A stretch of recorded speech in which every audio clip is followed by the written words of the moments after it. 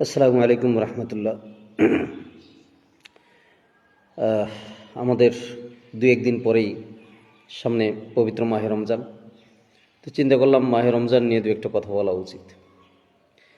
আমি আজকে লম্বা কোনো ভিডিও করব না, আমি ছোট একটা ভিডিও করব।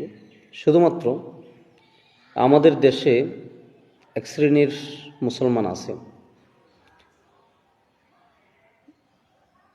তাদের নাম হচ্ছে সালাফি সম্প্রদায়।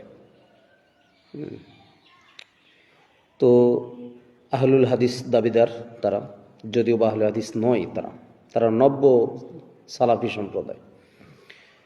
তারা যে কাজটা করেন সেটা হচ্ছে, আমাদের দেশে সাধারণত আমরা লক্ষ্য করি আজানের পূর্বেই তারা ইফতার করেন। এই মর্মে আমি শুধুমাত্র দুই একটা কথা বলবো আপনাদেরকে, একটু মনোযোগ সহকারে শুনুন। আমরা প্রথমে কোরআন থেকে এর দিক নির্দেশনা নিব। মহান আল্লাহ পাক আমাদেরকে কি বলছেন। যদি কোনো কোরআনে ইঙ্গিতবাচক কোনো শব্দ পাওয়া যায়, কোনো বাক্য পাওয়া যায়, পরক্ষণে আমরা এর বিশ্লেষণ হাদিস থেকে নিতে পারি। কিন্তু কোরআনের বিপরীত স্থানে অবস্থান করে এরকম কোনো হাদিস যদি আসে, সে হাদিসকে অবশ্যই প্রত্যাখ্যান করতে হবে। এটাই ইসলামের ধারা। আল্লাহ পাক বলেন, রোজা রাখার পর, রোজা আপনি সমাপ্তি করবেন কখন? রোজা সমাপ্তির জন্য আল্লাহ পাক একটা সময় নির্ধারণ করে দিয়েছেন। সেটা হলো সুম্মা আতিমুস সিয়ামু ইলাল লাইল, রাত পর্যন্ত রোজা পালন করতে হবে। এখন রাত কখন? রাতের শুরুর দিকটা আপনি নেন। যদি মনে করেন সূর্য অস্ত গেলেই আপনি ইফতার করতে পারবেন, তাহলে আল্লাহ পাক নিশ্চয়ই বলতেন সুম্মা আতিমুস সিয়ামু ইলা গুরুবিশ শামস। অথচ এই আয়াতগুলো কোরআনে আছে, এই কথা কিন্তু বলেন নাই। রোজার ক্ষেত্রে এটা প্রযোজ্য না, সিয়ামের ক্ষেত্রে এটা প্রযোজ্য না।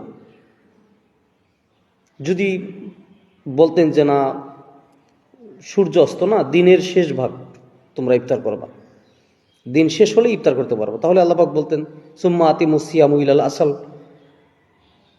তোমরা রোজা সমাপ্ত করো দিনের শেষ ভাগ পর্যন্ত।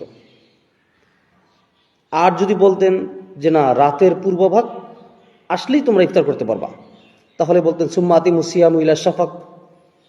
শাফাক শব্দের অর্থ হচ্ছে রাতের পূর্বভাগ, মানে রাত শুরু। কিন্তু আল্লাহ পাক কি বলছেন এখানে?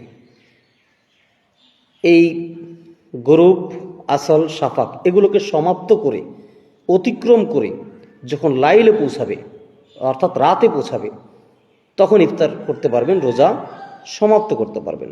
সেই কথাই আল্লাহ পাক বলছেন সুম্মা আতিমুস সিয়ামু ইলাল লাইল, তোমরা রাত পর্যন্ত রোজা রাখো এবং রাত পরিপূর্ণতা আসলে এরপরে তোমরা রোজা ভঙ্গ করো, রোজাকে সমাপ্ত করো, ইফতার করো।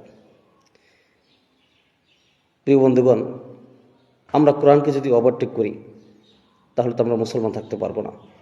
আল্লাহর কোরআনকে অমান্য করলে আমরা ইসলামের মধ্যে অটল থাকতে পারবো না।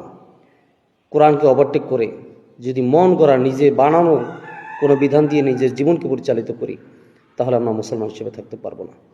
যারা জ্ঞানী তারা বুঝে গিয়েছেন, জ্ঞানীদের জন্য ইহাই যথেষ্ট। পরক্ষণে ইনশাআল্লাহ আল্লাহ আমাদেরকে হয়তো আলোচনা করার চেষ্টা করব। আজ এ পর্যন্তই। আসসালামু আলাইকুম রহমতুল্লাহি ওয়া বারাকাতুহু।